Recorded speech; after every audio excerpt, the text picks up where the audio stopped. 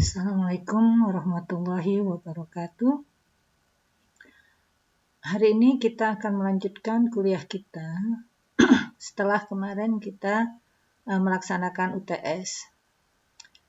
Bagaimana UTS-nya? Mudah semua kan soalnya? Oke, kalau ada yang ingin ditanyakan terkait dengan soal UTS kemarin, silakan boleh mengajukan pertanyaan. Tapi maaf ya, ibu belum sempat meriksa jawaban UTS kalian. Tapi kalau sudah di email, insya Allah nggak akan hilang. Nanti akan diperiksa. Oke, kita hari ini akan melanjutkan materi kuliah kita terkait dengan pemeriksaan utang jangka pendek. Ananda sekalian, kalau yang punya buku boleh ambil dari Sukrisno Agus, ya, atau auditing 2 ya, auditing Sukrisno Agus atau Alvin A. Arens atau apapun, boleh, nggak terbatas, ya. Terkait dengan topik pemeriksaan utang jangka pendek.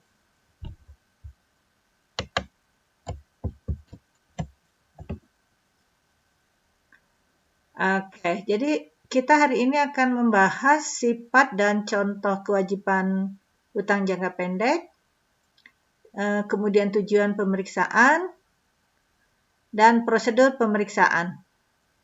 Ya, itu yang pokok bahasan kita pada hari ini. Adapun tujuan kita mempelajari materi ini adalah agar kalian semua mampu menjelaskan sifat kewajiban jangka pendek dan hal-hal apa yang harus diperhatikan dalam melakukan pemeriksaan hutang jangka pendek, ya. Kemudian diharapkan juga kalian mampu menjelaskan tujuan pemeriksaan hutang jangka pendek dan mampu menguraikan tahapan prosedur pemeriksaan dan menyusun internal control. Ya, menyusun internal control kuesioner hutang jangka pendek, membuat kertas kerja pemeriksaan, dan mampu membuat surat konfirmasi. Ya, itu tujuan pembelajaran kita pada hari ini. Oke, sekarang kita akan lanjutkan dengan mempelajari sifat kewajiban jangka pendek. Ya, sesuai dengan PSAK, ciri-ciri dari utang jangka pendek ini biasanya utang itu akan diselesaikan dalam waktu satu periode akuntansi atau satu waktu siklus operasi normal perusahaan, biasanya 12 bulan. Pertanyaannya ya, apa ada perusahaan yang siklusnya lebih dari 12 bulan? Ada, ya, ada. Karena dia memang proses siklus operasinya itu bisa lebih dari 1 tahun, bahkan bisa kurang dari 1 tahun. Ada yang kurang dari 1 tahun. Contohnya apa? Contohnya misalnya ini ya, perusahaan yang bergerak di bidang konstruksi. Bidang konstruksi. Baru menyelesaikan sebuah jembatan misalnya. Bisa dibutuhkan waktu lebih dari 1 tahun atau kurang dari 1 tahun. Ya. Jadi setelah dia menyelesaikan jembatan, dia berhenti. Tunggu ada lagi proyek berikutnya. Baru mereka menjalankan proses siklus operasi kembali. Ya, seperti itu. Kemudian kewajiban jangka pendek ini biasanya jangka waktu jatuh temponya 12 bulan dari tanggal laporan. Tidak lebih dari, jadi jangka waktu jatuh temponya itu tidak lebih dari 12 bulan dari tanggal laporan. Seperti itu ya. Saya yakin Ananda semuanya sudah paham tentang utang jangka pendek. Ini sudah banyak dipelajarin pada materi-materi kuliah sebelumnya. Misalnya pengantar akuntansi menengah, ya itu kita sudah mempelajari hutang jangka pendek.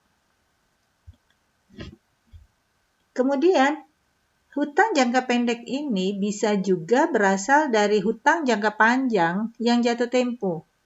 Misal, perusahaan punya pinjaman di bank untuk jangka waktu 5 tahun. Dari tahun 2015 sampai dengan 2020. Jadi, dari 2014 sampai 2020. Yang pembayaran pelunasan yang akan jatuh tempo di dalam tahun 2020 ini akan menjadi hutang jangka pendek di hutang jangka pendek di akhir laporan keuangan tahun 2019. Ya, karena dia akan dibayar kurang dari 12 bulan setelah tanggal laporan. Seperti itu, ya. Jadi, hutang jangka panjang jatuh tempo kurang dari tidak lebih dari 12 bulan itu menjadi hutang jangka pendek. Contoh-contoh hutang jangka pendek adalah pertama hutang usaha. Kedua, pinjaman bank, ya, hutang bank. Yang kurang dari 12 bulan dia masuk ke dalam hutang jangka pendek. Yang ketiga adalah bagian dari kredit jangka panjang yang jatuh tempo dalam waktu 1 tahun. Ini yang Ibu jelaskan tadi. Kemudian utang pajak. Ya, utang pajak itu nggak ada ya, nggak ada yang lebih dari setahun misalnya. Wah, tak bayaran nanti aja tahun berikutnya nggak bisa. Kemudian biaya masih harus dibayar. Biaya yang masih harus dibayar ini adalah biaya-biaya yang timbul, ya, yang timbul dari adanya pemakaian jasa, tetapi pemakaian jasanya sudah dilakukan, tetapi pembayarannya baru dilakukan pada bulan berikutnya. Contohnya apa? Pertama, contohnya gaji pegawai. Pegawai itu, kecuali pegawai negeri ya, itu kan biasanya kerja dulu baru dibayar. Jadi, dia bekerja di bulan Desember, dari tanggal 1 sampai tanggal 31 Desember. Bayar gajinya itu di tanggal 2 Januari. Laporan keuangan ditutup pada tanggal 31 Desember. Maka kewajiban perusahaan untuk membayar gaji bulan Desember itu dipertanggungkan dalam rekening biaya yang masih harus dibayar. Kemudian rekening listrik. Rekening listrik. Listriknya udah kita pakai. Tetapi bayarnya baru nanti bulan depan. Kecuali sekarang ya listrik yang pakai voucher ya. Kalau seperti itu dia beli dulu ya, bayar dulu baru pakai. Itu berarti tidak masuk biaya masih harus dibayar. Ya. Kemudian utang dividen. Utang dividen ini timbulnya misal perusahaan itu melakukan rapat umum pemegang sahamnya di bulan Mei untuk tahun buku 2019, RUPS-nya di bulan Mei 2020. Diumumkan bahwa akan bayar dividen sebesar 1 miliar. Tapi dividennya belum dibayar. Bayarnya nanti. Misalnya dia memang perjanjiannya kebijakannya itu bayar dividennya di setiap 1 Januari dan 1 Juni misalnya. Ya. 1 Januari dan 1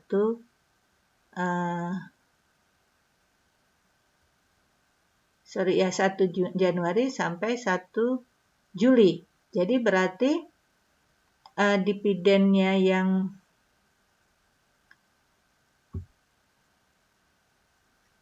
dibayar pada Januari Jadi kalau dividennya yang pengumuman bulan Mei, dibayarnya di bulan Juli sebagian misalnya ya, baru dibayar lagi sebagian lagi di bulan Januari tahun berikutnya. Misal nih ya, tapi rasanya jarang ya seperti itu, tapi misal seperti itu.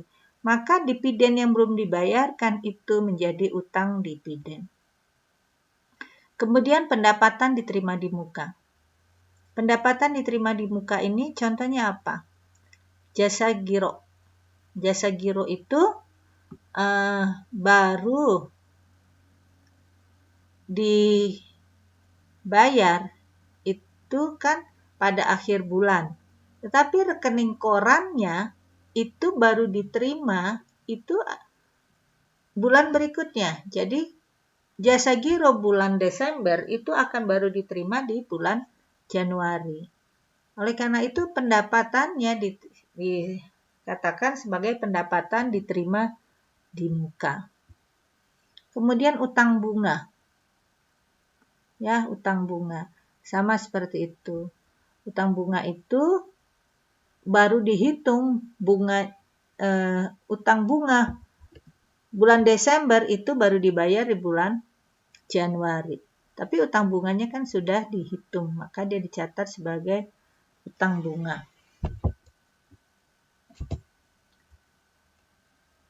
Ada beberapa hal yang harus diperhatikan dalam pemeriksaan utang jangka pendek. Pertama, kecenderungan perusahaan mencatat utang lebih rendah. Terutama biasanya untuk biaya yang masih harus dibayar. Kalau perusahaan menghendaki labanya itu lebih tinggi, maka dia membebankan biayanya lebih rendah.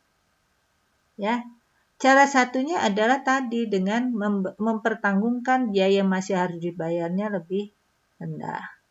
Contohnya, karena dia tidak memasukkan semua biaya-biaya yang masih harus dibayar.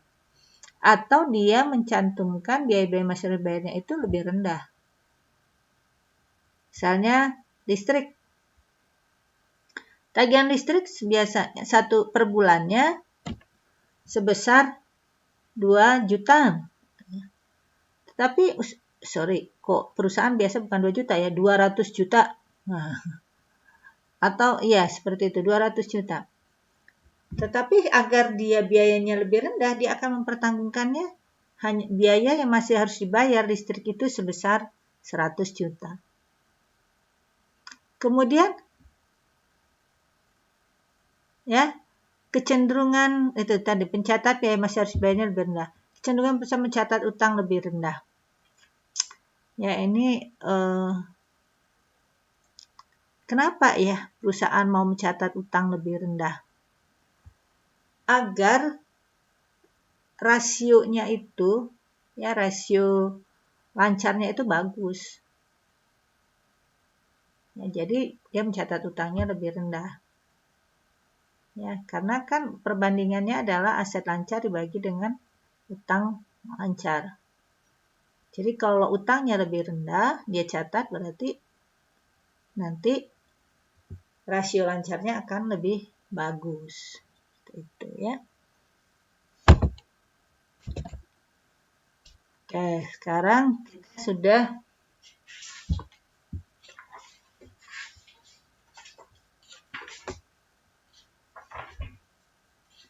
mempelajari sifat-sifat dari utang lancar.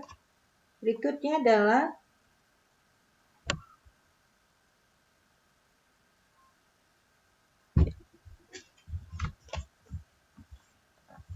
kita akan bahas terkait dengan tujuan pemeriksaan utang jangka pendek. Apa tujuan pemeriksaan utang jangka pendek? Pertama adalah untuk memeriksa apakah internal control utang jangka pendek itu memadai apa tidak. Kedua, saldo utang ya, apakah didukung oleh bukti yang memadai atau tidak. Ananda, Mungkin kalian akan bertanya, kenapa perlu dilakukan evaluasi atau pemahaman terhadap internal kontrol utang jangka pendek. Ini udah Ibu sering jelaskan berulang-ulang, ya, bahwa pemahaman terhadap internal kontrol itu sangat penting. Ya, sangat penting. Karena apa? Karena bila internal kontrolnya baik, maka saldo atau data yang dihasilkan itu lebih akurat, lebih dapat dipercaya. Kalau datanya dapat dipercaya, angka-angka, saldo-saldo yang tercatat di dalam laporan keuangan itu dapat dipercaya, akan dilakukan pemeriksaan uji transaksinya itu akan lebih kecil. Ya. Jadi sampel yang diambil lebih kecil. Ya, jadi substantif tesnya itu lebih sempit. Kemudian tujuan kedua adalah menilai untuk memastikan bahwa saldo liabilities didukung oleh bukti yang memadai. Ya, ini untuk memberi keyakinan bahwa saldo utang yang tercatat dalam neraca itu benar milik perusahaan. Apa ada utang yang dicatat di dalam laporan keuangan bukan milik perusahaan? Bisa saja terjadi. Ya, utangnya misalnya ini ya, sebuah perusahaan, si pemilik ini sudah PT misalnya ya. Pemiliknya itu punya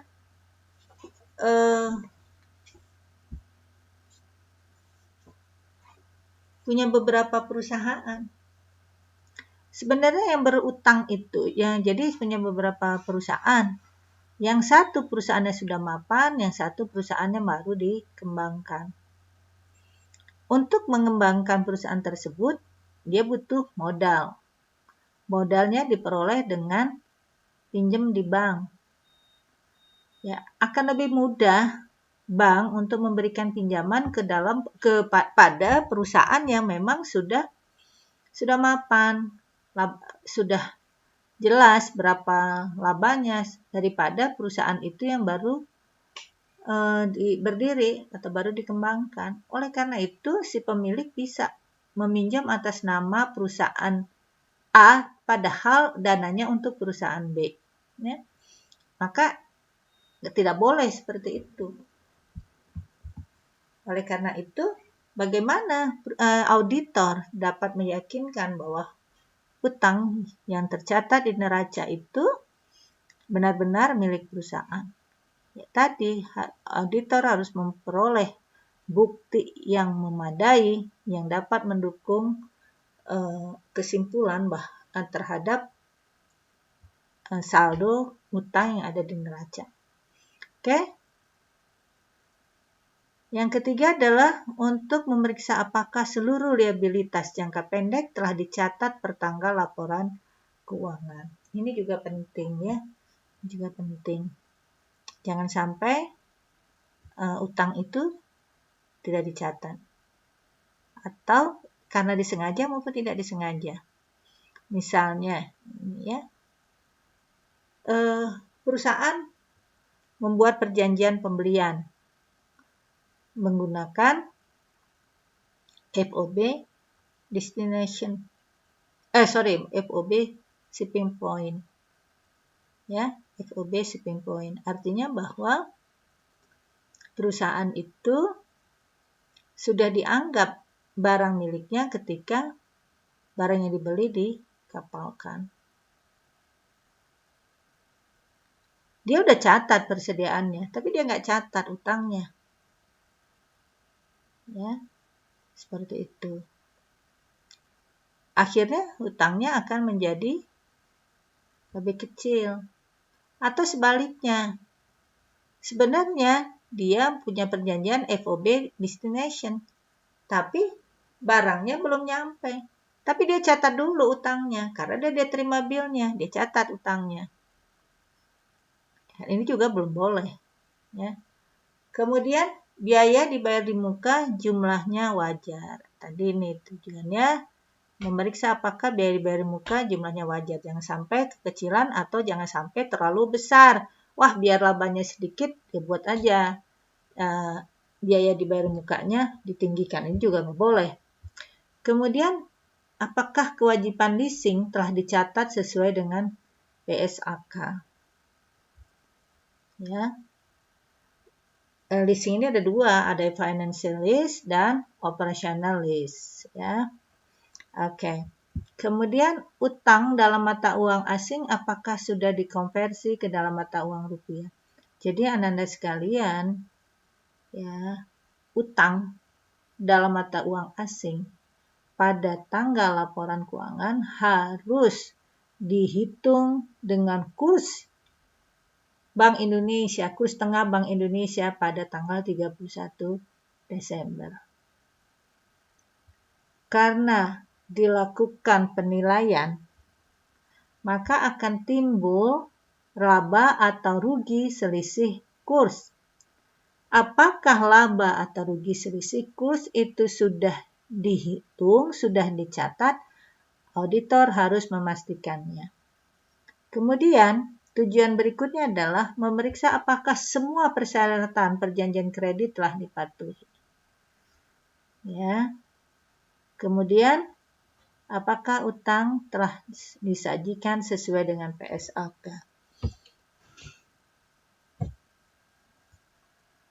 Anak-anak sekalian, sebelum kita membahas audit prosedur, kita harus ketahui dulu apa karakteristik internal kontrol yang baik.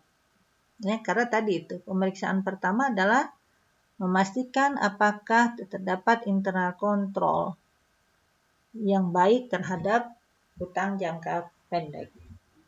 Ya. Ciri yang baik itu adalah pertama, ciri internal kontrol yang baik itu pertama adanya pemisahan tugas antara bagian pembelian, bagian penerimaan barang, bagian gudang, bagian pencatatan, dan bagian keuangan. Ini sudah kita bahas pada saat kita mempelajari tentang audit pengeluaran, audit siklus pengeluaran kas. Ya. Kemudian, apakah dokumen yang digunakan itu sudah diberikan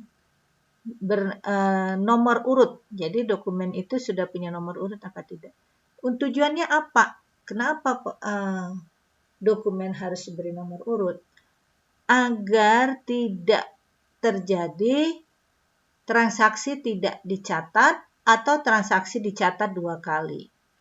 Contohnya misalnya, ya, kwitansi pada hari itu dimulai dari nomor 100 sampai nomor 150. Berarti ada transaksi, misalnya ada transaksi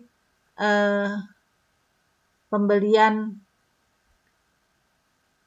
barang, misalnya gitu ya, pembelian persediaan dari nomor tadi 100 sampai nomor 150, misalnya seperti itu. Ketika dicatat, jadi kalau dari 100 sampai 150 kan berarti ada 50 transaksi pembelian pada hari itu. Kita bisa cek apakah pada hari itu semua pembelian itu yang dicatat sudah berjumlah 50 apa tidak. Kalau dia 51 berarti ada yang double 2 kali. Kalau dia catatnya 49 berarti ada satu yang belum dicatat. Kalau bernomor urut seperti itu juga akan mudah. Ketika kita ngecek referensinya ya, maka kita harus ada pada hari itu dokumennya bernomor 100 sampai bernomor 150. Seperti itu ya. Kemudian apakah setiap pembelian sudah diotorisasi? Dan apakah pembayaran utang juga sudah diotorisasi? Ya.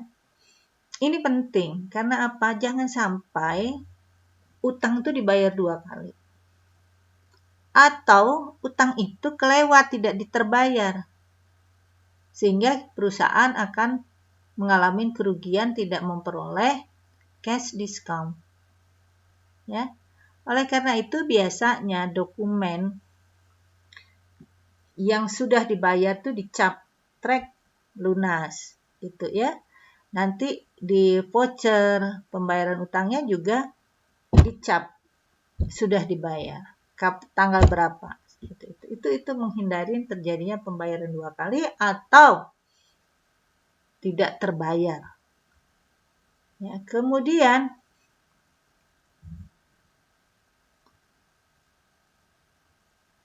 otorisasi pembelian itu penting. Sudah kita pelajarin ya, bahwa kenapa perlu diotorisasi. Pertama, jangan sampai pembelian itu perusahaan membeli barang yang tidak dibutuhkan. Perusahaan membeli barang tidak sesuai dengan kualitasnya. Perusahaan membeli barang pada saat sebelum waktunya, ya.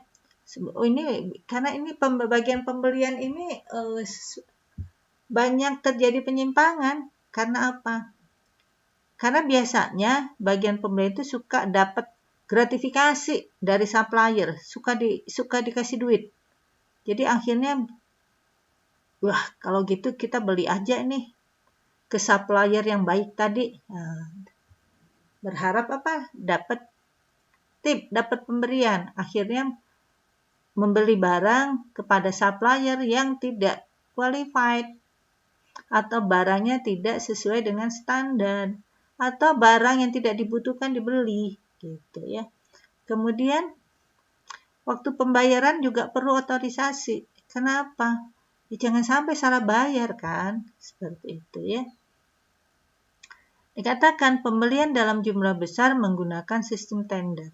Nih, jadi salah satu cirinya adalah ciri internal kontrol yang baik terhadap utang adalah pembelian dalam jumlah besar menggunakan sistem tender. Kenapa sistem tender digunakan? Berharap dengan sistem tender, harga lebih bersaing sehingga perusahaan mendapatkan barang dengan harga murah dengan kualitas terbaik. Kemudian adanya pemeriksaan dari orang ketiga atas faktur pembelian, penerimaan barang, dan order pembelian. Ini penting ya dilakukannya rekonsiliasi. Rekonsiliasi itu mencocokkan suatu angka menggunakan beberapa sumber dokumen yang berbeda dan dilakukan oleh orang yang berbeda. Ya. Tadi kan faktur pembelian beda orangnya, penerimaan barang beda orangnya. Ya, faktur pembelian biasanya dari klien, penerimaan barang oleh bagian penerimaan, dan order pembelian bagian pesanan. Kemudian voucher yang sudah dibayar dicap lunas. Ini ciri-ciri dari internal kontrol internal kontrol utang jangka pendek. Oke, berikutnya adalah audit program. Audit program tadi kita ada tujuan, sekarang prosedur. Prosedur pelajarilah dan evaluasi internal kontrol. Minta rincian utang jangka pendek, periksa puting, ya, puting tunjukin ke bawah, cross puting antar dua angka gitu ya.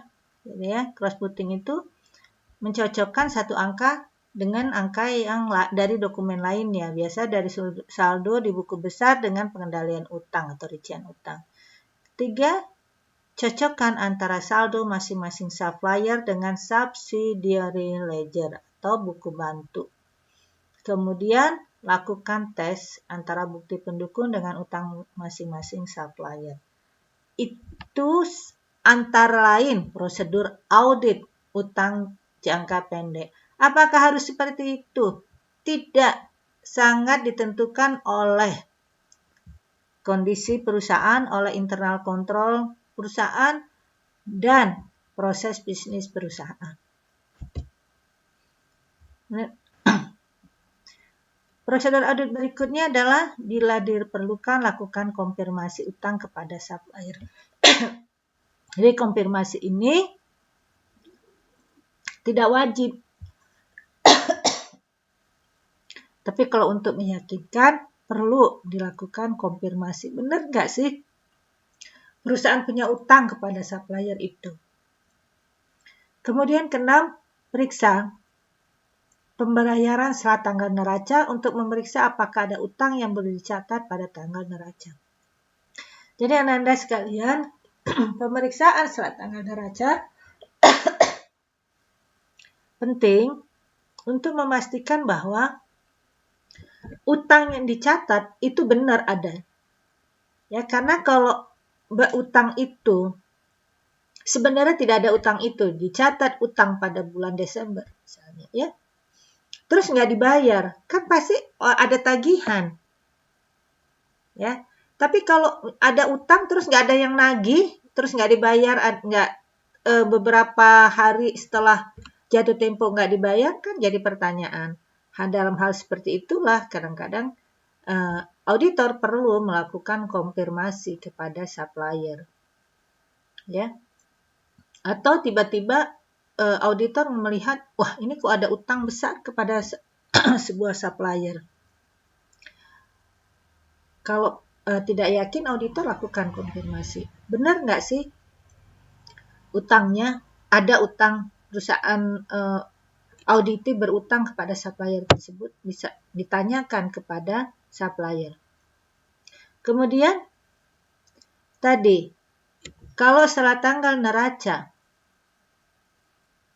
ya, kita periksa pembayarannya. Ternyata ada, kita bayar, tapi nggak ada catatannya, utangnya nggak dicatat. Nggak ada catatan hutang di dalam saldo bulan Desember, tapi perusahaan bayar bulan Januari. Itu juga berarti kan ada kesalahan pencatatan, ya. Maka ketahuan bahwa saldonya itu tidak tepat, harus ditambah dengan utang yang dibayar pada setelah tanggal neraca tadi. Jadi pemeriksaan setelah tanggal neraca itu gunanya untuk meyakinkan bahwa apakah saldo, ya, yang tercatat di dalam laporan keuangan itu semuanya sudah dimasukkan apa tidak. Ya tadi itu, kalau dia belum dimasukkan tapi dibayar, kan artinya bahwa saldo di dalam bulan Desember itu kurang pertanggungan. Atau sebaliknya, sebenarnya nggak ada utang itu. Ya, ini nggak, udah 2 minggu setelah neraca tidak dibayar, tidak ada tagihan. Sebulan tidak ada tagihan, ya kan? Terus ditunggu juga kan, biasa kan meriksa beberapa bulan, sampai bulan kedua nggak ada tagihan. Dilakukan konfirmasi, ternyata memang tidak ada utang itu. Artinya utang dicatat ketinggian. Maka harus dikoreksi, dikurangi. Kemudian prosedur berikutnya adalah periksa perjanjian kredit dengan pihak bank untuk memastikan perjanjian telah dipatuhi. Ya, ini terkait dengan penghitungan bunga dan jatuh tempo utang bank tadi, ya.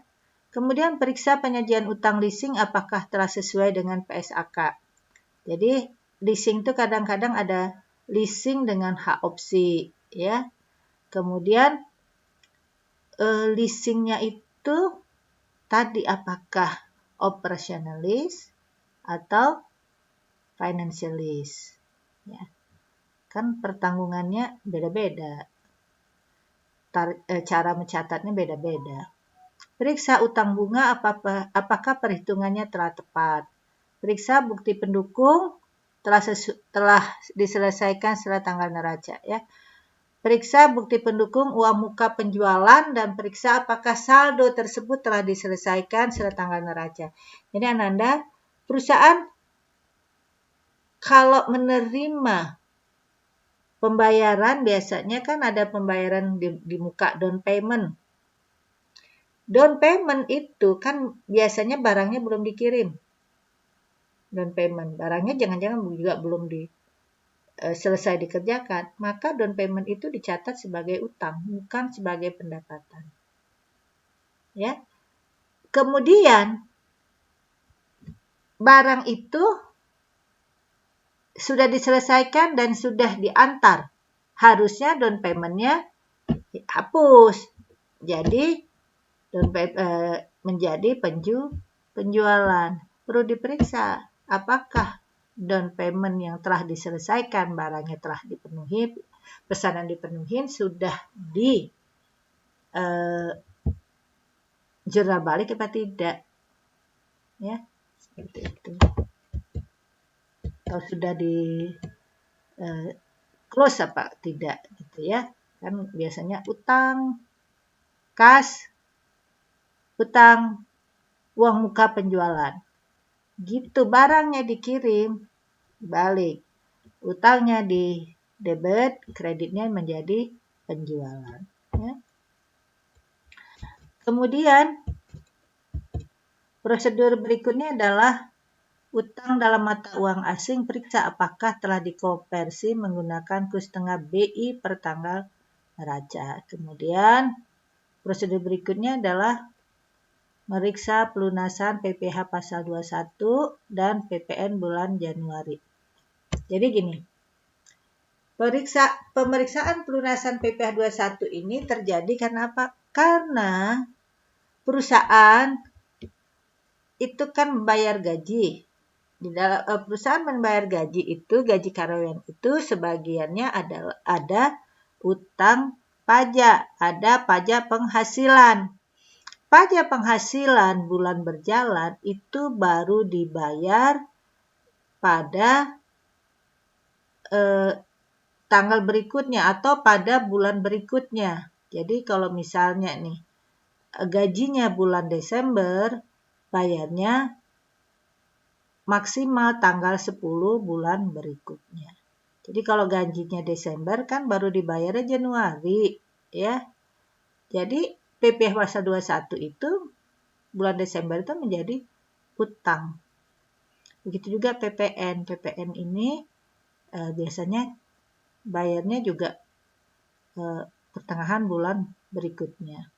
Oke, jadi ya dicatat sebagai utang. Kita memastikan apakah PPh pasal 21-nya itu sudah dibayar dan PPN-nya itu apakah sudah dibayar atau diselesaikan apa belum, gitu ya. Kemudian periksa biaya terkait dengan nomor 12, Ibu ulangin ya.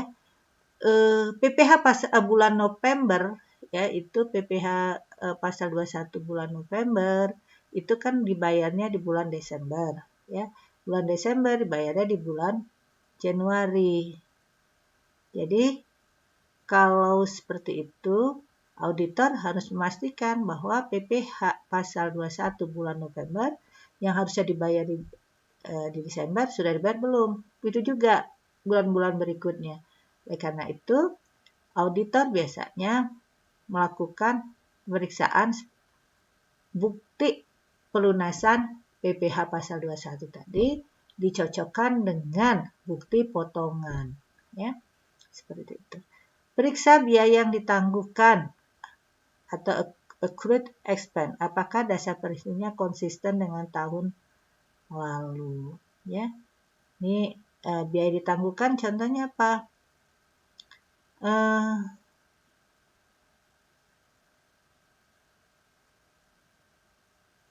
Biaya yang ditangguhkan itu misalnya tadi biaya yang kita sewa gedung untuk 5 tahun, ya, sewa gedung untuk 5 tahun. Gedung itu ketika disewa itu dicatat sebagai biaya dibayar di muka. Setiap tahun ketika berlalunya waktu, biaya dibayar di muka ini harusnya dicatat, dipindahkan ke menjadi biaya dibayar muka, biayanya debit, kreditnya jadi biaya dibayar di muka. Ya, seperti itu. Kita periksa benar nggak gitu ya. Biasanya biaya yang ditangguhkan ini asuransi. Kalau asuransi baru 3 tahun sekali misalnya atau 2 tahun sekali. Kalau gedung biasanya mungkin jangka panjang kan. Kemudian periksa notari rapat direksi pemegang saham. Kirim surat konfirmasi kepada penasihat hukum. Ini untuk memastikan apakah ada perusahaan itu terkena klaim atau tuntutan hukum yang ya harus diselesaikan oleh perusahaan dalam jangka pendek. Periksa kesesuaian penyajikan utang dengan PSAK, buat kesimpulan. Itulah prosedur audit terkait dengan pemeriksaan utang jangka pendek. Silakan tanyakan, kita diskusikan hal-hal yang kalian belum pahami. Terima kasih.